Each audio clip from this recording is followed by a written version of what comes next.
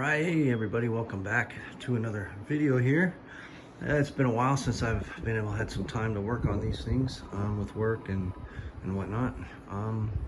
Just thought I'd go over a few things that I was been working on over the last couple months here, and gonna start with finally got this Donkey Kong going.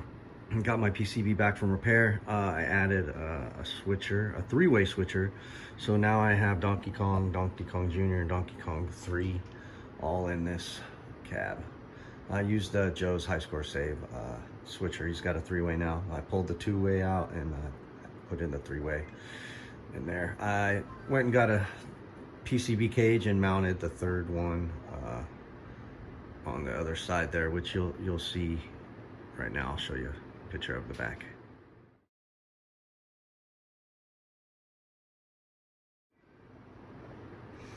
So yeah, everything looks pretty clean and working and mounted up pretty nice. So if you're looking to add three games to your Donkey Kong, that's the way to do it.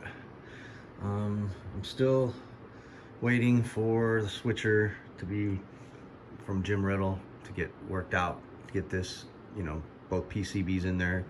Now I just switched the harnesses back and forth, which is no big deal. OutRun is over here. It was in the corner. I put the space here in the corner. It looks a little funky, but for now, OutRun was my first arcade machine. So I thought I'd pull it out and clean it up. It's got no leg levelers, which I didn't know. And it has like a lamp power cord. All those little things I didn't even notice when I first got into the hobby. So I got some mounting plates from Arcade Boneyard, and I have some leg levelers. So whenever I get some help, this thing's heavy, so I'll go ahead and chip that bad boy over. Next up is Centipede that I picked up. Not bad for 200 bucks. Pretty clean. It works. Looks like the glass was broke at some point. The artwork's missing, but I did have somebody from Clav mock me up an underlay that I can put some artwork I can put under the glass, and put an order in for some a control panel overlay. These look fine, but some operator put some plexiglass on it. The artwork's supposed to come down and it doesn't. So other than that, and then for the grand finale, the red tent that I picked up. Oh, and an Atari stool from Todd Tucky. That matches. I think it goes over here. Silly kids. So yeah, here's a red tent that I picked up last week. Yeah, without further ado, I'm gonna cut into a video that I shot earlier just showing the condition, and I'll be right back. All right, here we go. Newest pickup here, Nintendo red tent. Picked this up down in Arizona and had it delivered this past week. Got it on Monday. It's working. So we got Super Mario Brothers here, and it's running Goonies over here. Monitors look really good. It's just, you know, this thing's all metal, so it's pretty much all got a lot of rust. I clean up. Ordered some buttons and some locks from Mike's Arcade, some coin reject buttons, new instruction cards, plastic control panel bolts. Let's start with that. Let's start to tear down the control panel.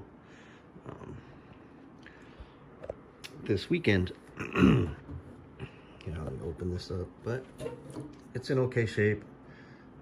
Somebody painted this black at some point, but I'll take it apart and paint the whole top.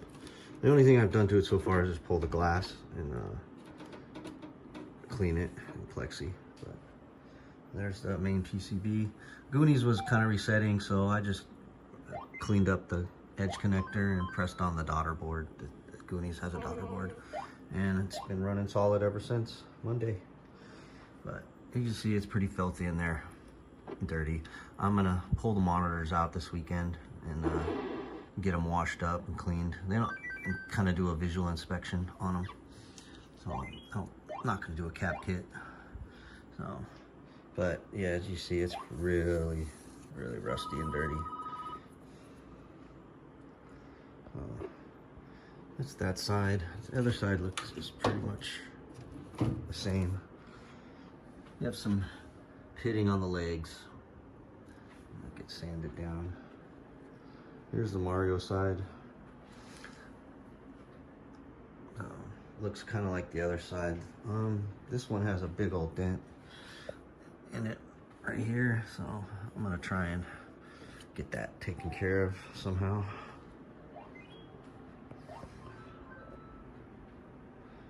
Yeah, the structure is cracked. But here's this side. But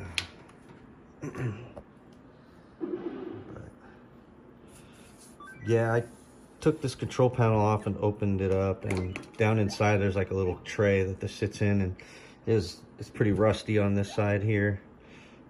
Over the years, people spilling drinks and stuff. So my plan of attack is I'm gonna clean up the control panel, get it rebuilt, new buttons, painted, making that look good. And then I'll paint the top red, respray it, clean up the legs, and with the monitors out, I'll just give this a good once over. It looks like it's gonna need a 3 times over cleaning. Oh, pretty dirty in there. Dirt. Yeah. So, bought it from a very nice lady down in Arizona. She had it in her family for 30 years. So, as you can see, it's gonna need some love to get it back into its former beautiful glory. Oh, I don't know if you see that. Pull the power supply, cap that. Paint the front black. But this is that's it for a quick overview of my new Nintendo Red Tent project. All right, be right back. So there you have it. That's the Red Tent.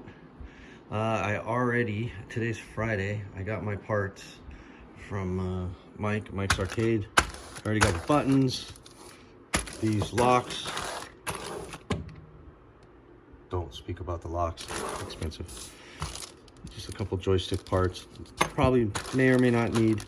Then I just ordered a few control panel bolts and the coin rejects in here. So that'll at least get me started on the control panel, and that way I can pull these monitors out and take those down tomorrow and get those gone through and kind of looked over and cleaned up. So all right, if you have any questions or comments, feel free. Thanks everybody for subscribing. Hit 100 for subscribers. Thanks to Dell at Dell's Arcade. Everybody check out Dell's Roundtable that we do every once in a while, and that's about it. Follow me at Twitter, Gumby510. Hit me up if you have any questions here or there. All right, you guys take care. Happy arcading. Later.